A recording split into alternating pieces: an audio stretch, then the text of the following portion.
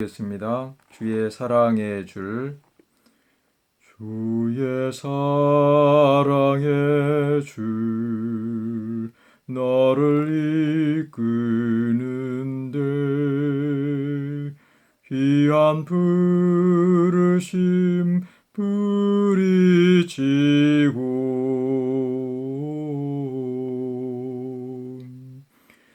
세상 쾌락 따라 휩쓸려 나감이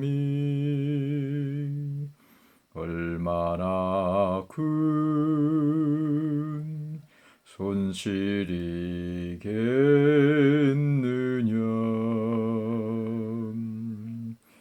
비록 온전하를 내가 소유한들 한 번 영생을 잃는다면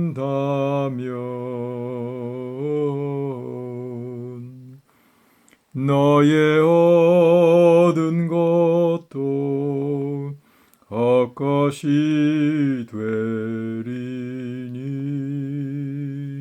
주님 위해 우리 몸 바치세. 하나님께서 우리에게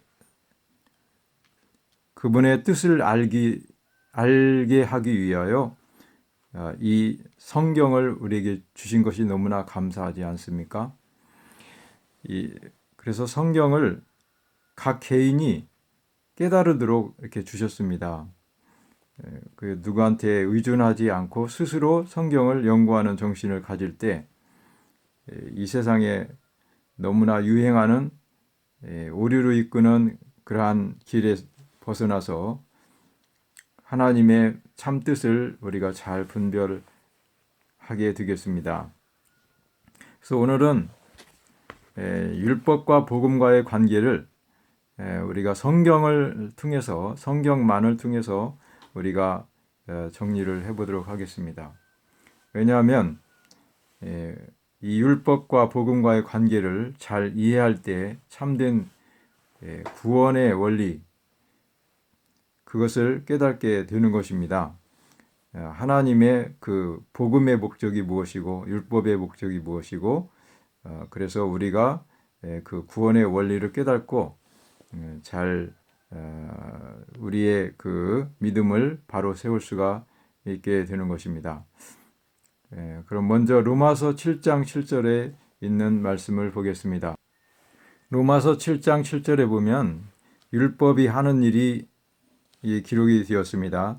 7장 7절 그런즉 우리가 무슨 말 하리요?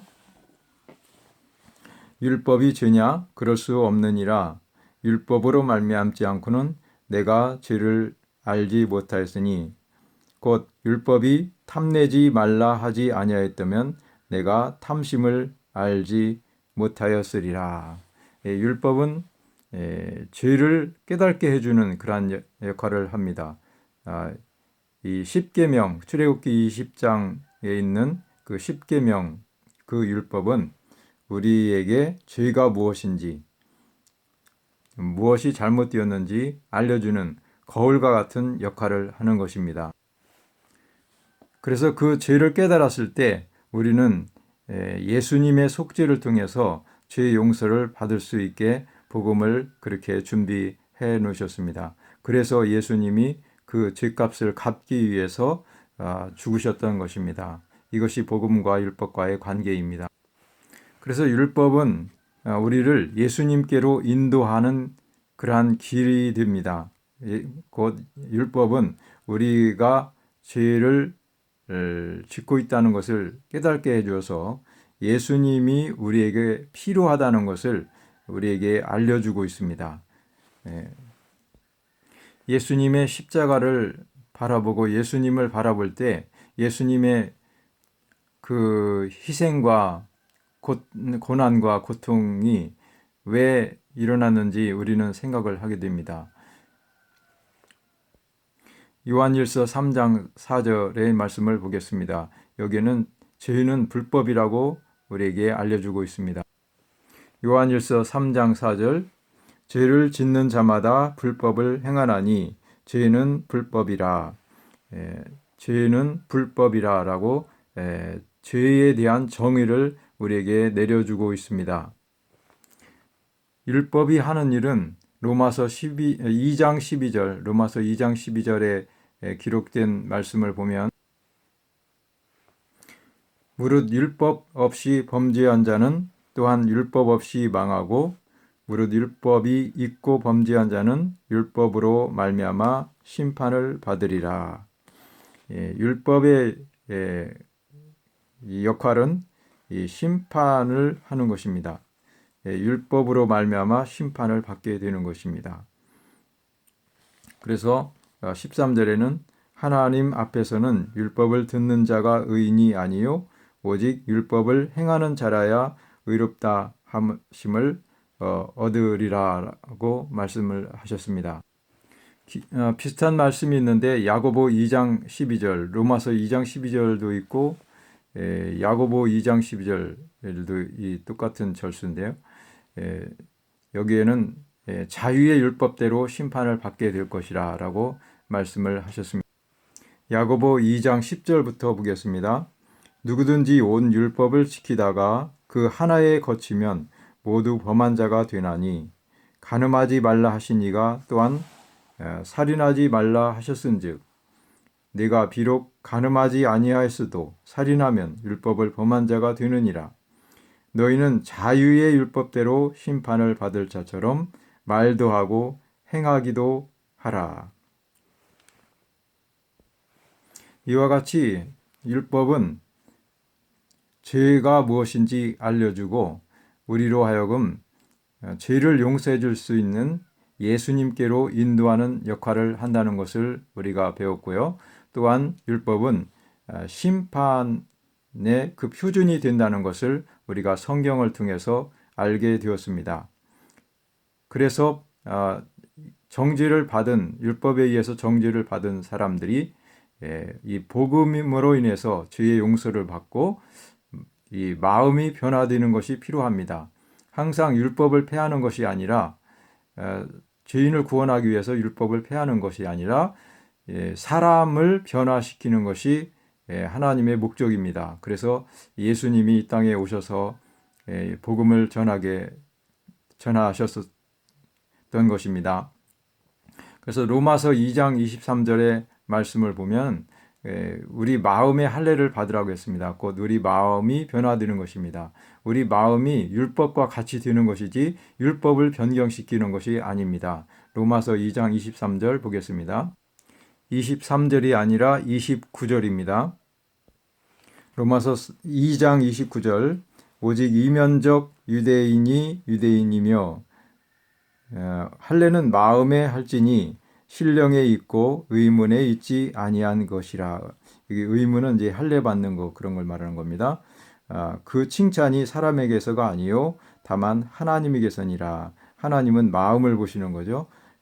우리 마음이 할례를 받아야 된다. 곧 거듭나야 한다. 이런 뜻으로 말씀을 하셨습니다. 그래서 우리 마음이 율법에 맞춰야 되는 것입니다. 율법과 조화가 되어야 되는 것입니다. 율법은 사랑을 요구하죠. 사랑. 하나님의 사랑, 하나님의 품성 이것을 요구합니다. 율법은 출애굽기 20장에 읽어보면 넷째 계명까지는 하나님을 사랑하는 것이고 그 다음 6가지 계명은 이웃을 내 몸과 같이 사랑하라는 그 계명이 요약이 되겠습니다. 마태복음 22장에 그 예수님이 설명을 해주셨습니다. 그래서 그 율법과 조화되게 하기 위해서 하나님의 사랑이 우리 마음에 부어지십니다. 우리가 예수님을 받아들이고 마음에 믿을 때 하나님의 사랑이 우리 마음에 부어지는 것입니다. 그래서 반드시 우리 마음을 하나님께 바치고 죄를 바치고 주님의 의를 우리 마음에 받아들이는 것이 꼭 필요합니다. 로마서 5장 5절에 있는 말씀을 보겠습니다. 로마서 5장 5절 소망이 부끄럽게 아니함은 우리에게 주신 성령으로 말미암아 하나님의 사랑이 우리 마음에 부은 바 됨이니. 아멘. 하나님의 사랑이 우리 마음에 부은 바 됨이니. 우리가 예수님을 믿을 때 믿는 것이 중요한 것입니다. 그래서 믿을 때 하나님의 사랑이 우리 마음에 부은 바 된다고 했습니다. 하나님의 사랑은 율법입니다. 율법과 조화되게 하는 것입니다. 율법도 사랑이라고 그랬죠. 그래서 우리를 위해서 죽으신 하나님의 사랑, 우리가 아직 연약할 때에 우리를 위해서 그분이 죽으신 그 사랑을 생각할 때 우리는 죄에 대해서 그 두려운 마음이 들고 죄를 버리게 되어서 우리 마음에 죄를 버리고 예수님의 사랑을 마음에 소유하게 되는 것입니다. 이것이 복음이 하는 것입니다. 즉 복음은 우리 마음에 하나님의 율법이 생기게 하는 것이 복음의 하는 일입니다. 그 다음에 요한일서 4장 16절로 19절에 보면은 하나님이 우리 안에 거하심으로 사랑이 이루어진다고 했습니다. 다시 말씀드리지만 이 사랑은 율법의 정신입니다. 요한일서 4장 16절 하나님이 우리를 사랑하시는 사랑을 우리가 알고 믿었느니 하나님은 사랑이시라. 사랑 안에 거하는 자는 하나님 안에 거하고 하나님도 그 안에 거하시느니라. 이로써 사랑이 우리에게 온전히 이룬 것은 우리로 심판날에 담대함을 가지게 하려 함이니 주의 어떠하심과 같이 우리도 세상에서 그러하니라. 사랑 안에는 두려움이 없다. 바로 하나님은 사랑이시라 그랬습니다. 하나님의 율법도 사랑이시고 사랑의 품성도 또한 하나님이십니다. 그래서 우리가 예수님을 믿고 예수님을 받아들일 때 하나님이 우리 안에 거하시고 즉 사랑이 우리 안에 거하여서 재창조가 되는 것입니다. 우리는 하나님 안에 있고 하나님이 우리 안에 있어서 율법과 조화되고 하나님과 조화되는 품성을 가지게 되는 것이 이 복음의 역할이고 우리가 믿을 때 그렇게 변화가 되는 것입니다. 그래서 우리가 우리 안에 하나님의 계명이 있기 때문에 이제 심판날에 우리가 잘 견딜 수 있는 그러한 상태가 되는 것입니다. 즉 천국에 들어갈 수 있는 자격이 이루어지는 것입니다. 그렇게 하늘에 들어갈 수 있게 하는 자격을 주는 능력은 바로 그리스도의 피의 능력입니다. 우리가 십자가에서 흘리신 그리스도의 피를 생각할 때 그리고 부활하신 그분, 우리를 위해서 하늘 성수에서 중보하시는 그분을 바라볼 때 우리는 그분을 믿음으로 인해서 우리 마음이 깨끗하게 되고 정결케 되는 것입니다. 히브리서 9장 14절의 말씀을 보겠습니다. 히브리서 9장 13절부터 보겠습니다. 염소와 황소의 피와 및 암송아지의 재로 부정한 자에게 뿌려 그 육체를 정결케 하여 거룩케 하거든 하물며 영원하신 성령으로 말미암아 흠없는 자기를 하나님께 드린 그리스도의 피가 어찌 너희 양심으로 죽은 행실에서 깨끗하게 하고 살아계신 하나님을 섬기게 못하겠느뇨. 우리를 변화시키는 것은 그리스도의 피를 우리가 믿을 때 그렇게 되는 것입니다. 우리 자신이 우리 스스로 마음을 바꿀 수도 없고 품성을 바꿀 수도 없고 선한 행실을 할 수도 없는 것이 사실입니다. 왜냐하면 우리 죄인의 그 본성 자체가 더러운 것에서 깨끗한 것을 낼 수도 없고 표범이 반점을 변할 수도 없다고 그랬습니다. 흑인이 그 피부색을 변할 수 없는 것처럼 우리 자신은 우리 자신을 변화시킬 수가 없는 것입니다. 그래서 그 주님의 은혜가 필요한 것입니다. 그분의 속죄의 피를 우리가 받아들이고 믿을 때 우리 자신을 그분께 바칠 때 우리 마음이 변화되는 것입니다. 이 순간에도 우리 마음을 주님께 드려서 변화시키는 은혜가 우리 마음에 있게 되기를 간절히 바랍니다. 예, 같은 로마서 10장 16절로 17절에 보면은 마음에 사랑의 법이 새겨진다고 그랬습니다. 다시 말씀드리지만 사랑은 율법의 정신이라고 그랬습니다. 예, 로마서 10장 16절로 17절 말씀 보겠습니다. 네, 히브리서입니다. 히브리서 10장 16, 17절. 주께서 가라사대 그날 후로는 저희와 세울 언약이 이것이라 하시고 내 법을 저희 마음에 두고 저희 생각에 기록하리라 하시고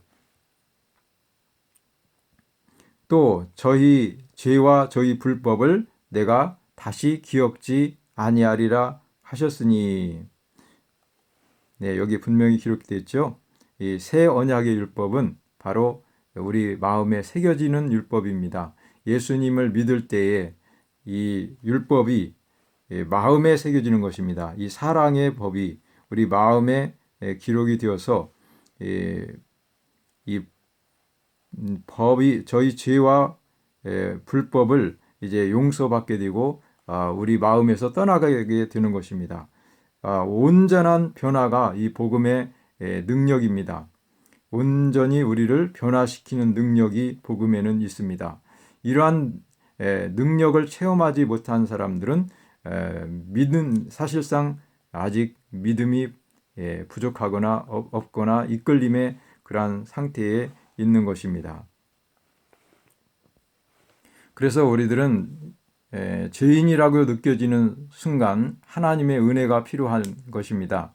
그렇기 때문에 우리가 우리 자신을 스스로 고치려고 노력하는 대신에 우리는 주님의 이끄심에 따라서 주님께 다가서면 되겠습니다. 주님의 은혜가 우리를 변화시키는 것이지 우리가 스스로 선하게 되어서 주님께 받아들여지는 것이 아닙니다. 우리는 있는 그대로 아버지께 나갈 때 그 은혜가 우리를 변화시켜 주시고 우리 죄를 용서해 주시고 하나님의 자녀로 만들어 주시는 것입니다. 요한일서 1장에 보면은 누구든지 그를 믿는 자마다 하나님의 자녀 되는 권세를 주셨다 그랬습니다. 이 권세는 사람을 변화시키는 능력을 말하는 것입니다. 사람을 변화시켜서 천국에 들어갈 수 있는 자격을 주는 것이 복음입니다. 이 죄를 그대로 놔두시는 것이 아니라 변화시키고 사람을 새로 창조해서 하나님 나라에 적합하게 하고 율법에 적합하게 하는 것이 이 복음의 능력인 것입니다. 그래서 여기 누가복음 15장 18절로 19절에 있는 말씀을 보겠습니다. 누가복음 15장 17절부터 보면은 아버지의 돈을 가지고 나가서 허랑방탕하고 다 쓰고 난 다음에 가뭄이 들어서 이제 뉘우치게 되는 그런 장면입니다. 너무 배고프니까 이에 스스로 돌이켜 가로되 내 아버지에게는 양식이 풍족한 품꾼이 얼마나 많은고 나는 여기서 줄여 죽는구나. 바로 이러한 것이 이 죄인의 상태입니다. 죄인은 공고하고 마음에 기쁨과 소망과 행복이 없는 것입니다. 그래서 예수님을 진심으로 받아들일 때는 마음에 풍족한 성령의 은혜가 있는 것입니다. 그래서 하나님을 떠난 때는 마음에 성령이 없기 때문에 아주 마음이 삭막해지고 사랑이 없고 아주 진정한 기쁨과 소망과 행복이 없게 되는 것입니다. 그래서 그러한 상태에 있을 때 우리가 이 탕자처럼 하나님께 나아가게 되어야 하는 것입니다. 그래서 이 탕자는 돌아갔습니다. 내가 일어나 아버지께 가서 이르기를 아버지여 내가 하늘과 아버지께 죄를 얻었사오니 지금부터는 아버지의 아들이라 일컬음을 감당치 못하겠나이다. 나를 품꾼의 하나로 보소서 하리라 하고 이에 아버지께로 돌아가니라. 아직도 상거가 먼데 아버지가 저를 보고 측은히 여겨 달려가 목을 안고 입을 맞대니. 이렇게 우리가 아버지께 거저 나아갈 때 우리를 아버지께서 받아주시고 우리를 용서하시고 새롭게 마음을 창조하시고 사랑의 마음을 창조하시는 것입니다.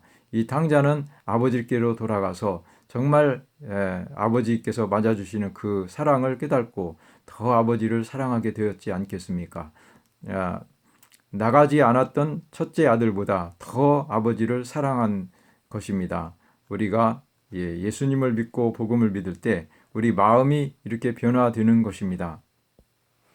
이제 말씀을 요약하면서 이 하늘 성소에 있는 그 장면을 한번 생각해 보겠습니다. 이것은 표상적 성소의 말씀이죠. 그래서 율법과 복음의 관계를 우리가 잘 이해하려면 이 성소를 통해서 알 수가 있습니다.